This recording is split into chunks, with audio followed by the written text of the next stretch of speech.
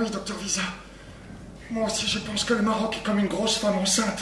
Et si ces enfants veulent vivre, s'ils veulent naître, il faut qu'ils sortent, il faut qu'ils partent. Et pourquoi tous nos enfants veulent quitter le Maroc? Parce que là-bas, il y a l'Espagne. L'Espagne, Mourad, où ça?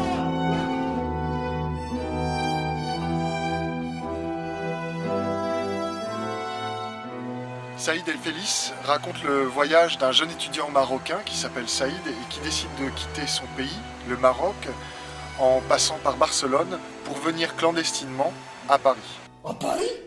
Vous attendez, monsieur le confrère? Le petit arabe, il va à Paris? Dépêchez-vous! Et tu vas faire quoi là-bas, à Paris? Eh ben, j'ai rencontré Marilyn par internet. Elle est productrice de cinéma, elle m'a dit que si on se mariait, je pouvais avoir mes papiers. Vous entendez, monsieur le confrère? Le petit arabe, il va devenir une star de cinéma à Paris? Et taisez-vous! Et tu sais qu'il y a beaucoup de lacisme là-bas? Ah ben, c'est quand même le pays des droits de l'homme. Vous entendez, monsieur le confrère? Alors là, vous pouvez lire! Là, vous pouvez lire! Et taisez-vous! Dans l'histoire de la Comédie dell'arte, Arlequin est un paysan qui quitte ses vallées bergamasques pour venir tenter sa chance à Venise, où on y parle le dialecte vénitien, où il ne se fera pas comprendre, mais où il se fera exploiter. Il y a déjà en germe, dans cette histoire-là, l'histoire d'une immigration.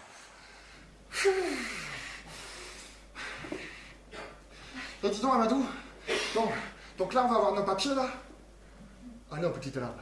Là, on va voir un ticket. Ah. Un ticket pour avoir nos papiers? Ah non. Un ticket pour avoir un rendez-vous. Ah.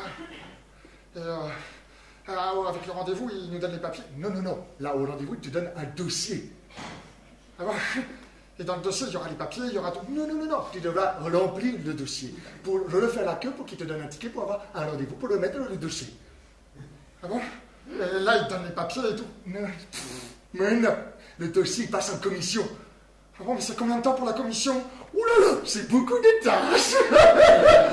Venga, controla la palette. Venga, todo el mundo controla la palette. Venga, venga. Controla la palette. Qu'est-ce qu'ils disent? Controla la palette. Mais qu'est-ce que ça veut dire? Contre le mur. Ils veulent tous qu'on soit bien contre le mur. Mourad! Ah quoi? Mets-toi vite contre les murs. Ils veulent tous qu'on soit bien contre le mur. Controla la palette. Venga.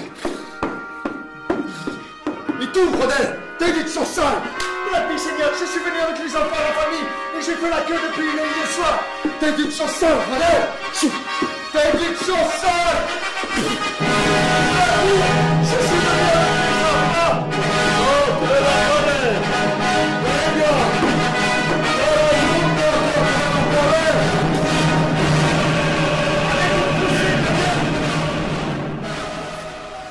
L'idée aussi, c'était d'explorer toutes les techniques du jeu masqué, en passant par le mime, l'imitation, de manière à faire vivre au maximum cette épopée et aussi tous les protagonistes de cette odyssée. Oui, oui, on cherche de la manœuvre. Tu viens d'où? Tu t'appelles comment? Je m'appelle Saïd, je viens du Maroc. Ah, ben, tu viens du Maroc. Bon, ben, j'aime bien. Et dis-moi, tu as des études, quelque chose, une curriculumité pour travailler? Ben oui, j'ai fait des études au Maroc. Au Maroc? Bon, ben, viens avec moi alors si t'as des études. Alors, si t'as des études, tu mets ta main là, spoum, et travaille si t'as des études. Un des grands thèmes centraux de la Comédie dell'arte, c'est évidemment la dénonciation des rapports sociaux de l'époque, qui étaient les maîtres et les valets, les dominants, les dominés, les exploiteurs, les exploités. Alors même si c'était une forme de théâtre très très populaire, c'était aussi une forme de théâtre très politique. Allez, s'il vous plaît, c'est la pause pour tout le monde. Ah, bah là, on a dit le mot magique, hein, mais en fait, allez, tout le monde prend son petit sandwich et on va à la cantine. Allez, son petit sandwich. Oui, c'est bien, je t'ai vu, tu as bien travaillé, c'est bien, allez. Allez, on y va. Et dis, tu vas où avec ta pelle, toi? Non, mais dis, tu crois pas que t'as plus pratique avec une fourchette? Non, allez. Ah, je viens dire vraiment, hein. Allez, bon, c'est bon. Ah, et le petit arabe, il est où, le petit arabe, il est où? Il est où, le petit arabe? C'est pas possible, il m'avait laissé là, il n'a pas pu faire un circuit quand même. Oh, c'est pas vrai. Mon Dieu, patron! Mais le petit arabe, il a que le son pour la plus tombe! Bon, allez, dépêche-toi, va vite nous chercher quelque chose pour le sortir de là, une cordelette, un câble, je sais pas, n'importe quoi!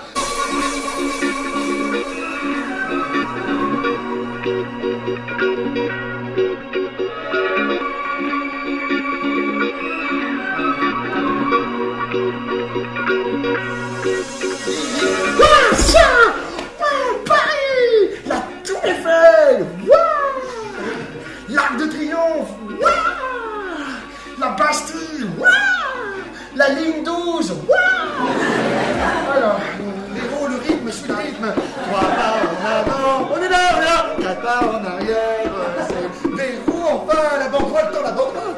Mais Jacques, mais je l'attends, la banderole. Mais non, tu l'attends pas, regarde ce qu'on lit en niant, ça veut rien dire. Tant là, c'est banderole. Chouf, enseignant, et ben voilà. 3 pas en avant, on arrive. La première répétition du spectacle a en fait été la première représentation en public. Et le spectacle a continué à évoluer au fur et à mesure des représentations. Le canevas aussi, en suivant l'actualité et en particulier celle des sans-papiers. Souffle, sans-papiers. Dis donc Amadou, t'es sûr qu'on peut le dire à tout le monde? Oui, t'inquiète pas, ici, dans ce pays, on peut tout dire. C'est l'actualité qui m'a nourri pour ce spectacle-là, mais pas forcément celle qui est relatée par les médias. J'ai plutôt privilégié les rencontres personnelles avec des sans-papiers, des entretiens qui m'ont permis de me nourrir pour écrire le canevas et aussi parfois pour donner naissance à certains personnages dans le spectacle. Papa, qu'est-ce qu'il y a, Clovis? J'ai mal au pied, je veux rentrer à la maison. Tu nous saoules, Clovis. Tu sais que c'est pour toi qu'on est en train de se battre.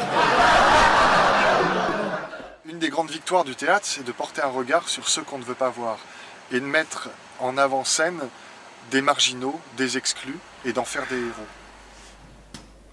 Un mur, 2 murs, 3 murs, enfin chez soi.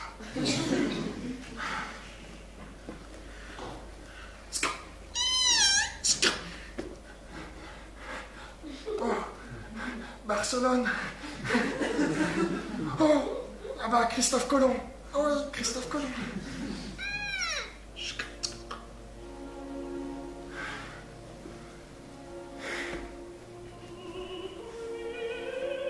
Saïd tombera dans tous les leurres placés sur son chemin par une Europe en trompe-l'œil, miroir aux alouettes.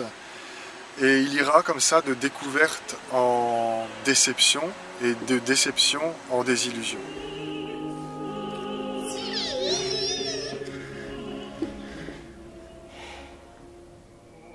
Saïd El Feliz, c'est l'histoire d'un voyage initiatique, d'une quête, la quête de soi, le désir d'ailleurs, la recherche de l'autre, mais c'est aussi le combat pour une véritable reconnaissance sociale. Saïd, tu seras heureux là-bas. Heureux. Est-ce qu'on sait si on va être heureux? Tu sais, Saïd en arabe ça veut dire heureux, alors j'ai toutes les chances de mon côté.